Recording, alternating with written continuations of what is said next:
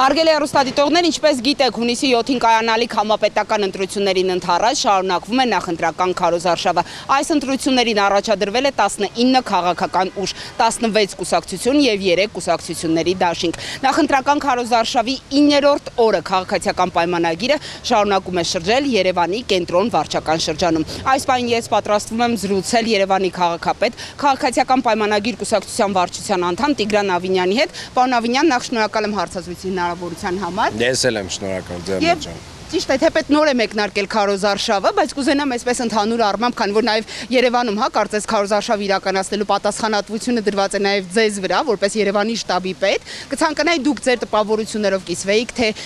ինչ են ցույց տալիս քաղաքացիների այդ շփումները, նրանց պահանջն որն է իշխանությունից։ Մենք արդեն 9-րդ օրն է ինչ անցկացնում ենք քարոզարշավը եւ Երևանում եւ Հայաստանի Հանրապետության ամբողջ տարածքում։ Ես կարող եմ ասել, որ ընդհանուր շատ դրական մթնոլորտում են անցնում այս հանդիպումները եւ իրականում այս քարոզարշավը ինձ թվում է տպավորվելու է իր բարձր տրամադրությամբ ընդհանուր առմամբ եւ ես զգում եմ նաեւ որ քարոզարշավի ընթացքին զուգընթաց մենք ավել ու ավել մարդկանց ենք տեսնում այս հավաքներին, ավել մարդ է հավաքվում եւ ուզում լսել թե ինչ ենք մենք խոսում, իսկ այս քարոզարշավը ամենակարևորի մասին է, թե ինչ երկիր ենք մենք ժառանգում մեր սերունդներին, թե հաջորդ սերունդը արդյոք ինչ հոգս է ունենալու։ Արդյոք այն նույն հոգսերը, որ մենք ենք ունեցել, թե այնուամենայնիվ մենք խաղաղությունն ենք իրենց ժառանգում եւ թողնում ենք իրենց խաղաղ երկիր եւ կարծում եմ հունիսի 7-ին մեր ժողովուրդը կարևոր ընտրությունը կկատարի։ 8 տարի արդեն իշխանության եք, պարոն Ավինյան, վերընտրվելու շանսերը այս ընտրություններում ինչպես է գնահատում։ Ես կարծում եմ իհարկե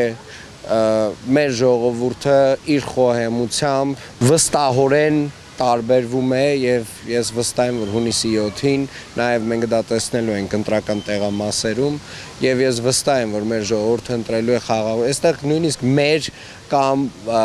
մեր հակառակորդների մասին չի խոսքը։ Այստեղ խոսքը երկրի մոդելի մասին է, թե ինչ երկիր ենք մենք ուզում։ Առհասարակ ինչպիսի իրականություն ենք ուզում։ Ուզում ենք որ մենք բակերում շարունակենք այդ խաղահրապարակները կառուցենք, այս երեխեքը խաղան ֆուտբոլ, սովորեն դպրոցում եւ երկրում ապրեն, որը խաղաղ է լինելու, թե այնուամենայնիվ այդ ամենը հարցականի տակ ենք դնում եւ ես վստահ եմ որ մեր ժողովուրդը շատ վստահ պատասխան է տալու այդ հարցին հունիսի 7-ին։ Պարոն Ավինյան, ձեզ հետ միասին շրջելով հատկապես Երևանում տեսնում ենք որ Երևանի խնդիրները շատ են անհանգստացնում մեր քաղաքացիներին եւ եթե համեմատության կարգով ասենք կարծես ավելի շատ լինեն քան օրինակ մարզերում կամ գյուղական որևէ համայնքում։ Սա ինչով է պայմանավորված ձեզ եւ ընդհանուր առմամբ նաեւ որքանով դուք եք հասցնում շփվել քաղաքացիների հետ։ Առաջնահերթը կարծես առանձնացնում են հենց նաեւ ճանապարհների հետ կապված հարցը։ Իրականում ես օրինակ այսքան քննարկումների, այսքան հանդիպումների ժամանակ հիմնական հարցերը ավելի շատ կապված են մարդկանց սեփականության հետ, ինչ որ հարցերի, կուտակված ու տասնամյակների կուտակված հարցերի։ Սա առաջին տեղում է խնդիրներ։ Երկրորդ տեղում կոյուղիների հարցերն են, որ համատարած Երևան քաղաքով փոխարինման կարիք ունեն եւ 2022 թվականից մենք սկսել ենք փոխարինել։ Երրորդը բակերն են եւ բակերն են երրորդ տեղում, որովհետեւ ահռելի մեծ ծավալով բակային աշխատանքներ արդեն իսկ արվել է վերջին 4 տարիների ընթացքում մոտավորապես 500 բակում մենք հիմնանորոգել ենք այդ բակերը, կառուցել ենք ֆուտբոլի դաշտեր եւ խաղահրապարակներ։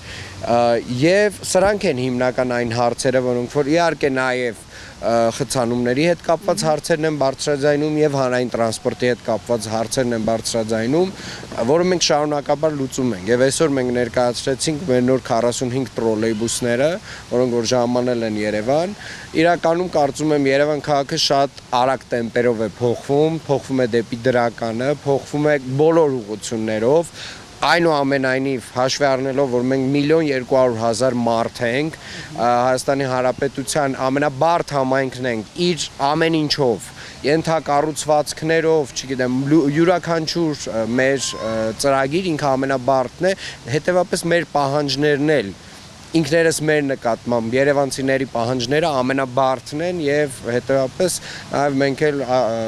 ուշադիր լսում ենք թե մեզ ինչ են ասում եւ մեզանից ինչ են պահանջում մարդիկ եւ դա էլ լուծում ենք։ Տրոլեյբուսների մասով պարոն Ավինյան, սպասում եք նախընտրական քարոզարշավի մեկնարկին դրանք ներկայացնելու համար, թե սկզբանե պլանավորված էր։ Հենց անկեղծ եմ ասում, հենց նոր են հասել այս տրոլեյբուսները, մոտավորապես մի 15-20 օր առաջ պետք է հասած լինեին, Հորմուզի նեղուցի փակվելու հետ կապված, նրանք այլ ճանապարհով եկան եւ հասան հենց նոր այս փուլում հասան մեր տրոլեյբուսները Երևան եւ մենք միանգամից ներկայացրեցինք դրանք։ Պարոն Ավինյան, տեսեք, ձեզ հարցեր ունեմ նաև որպես քաղաքական թիմի անդամ, քանի որ ձեր ընդդիմախոսները այս ընտրություններին առաջադրված ընդդիմադիր քաղաքական ուժերի ներկայացուցիչները իրենց ելույթներում, իրենց նաև նախընտրական ծրագրերում առանձնացնում են հատկապես Երևանը, որպես այսպես առանձին համայնք, որպես մեր պետության սիրտ, որպես մայրաքաղաք։ Օրինակ Հայաստան դաշինքից մասնավորապես ճանապարհների հետ կապված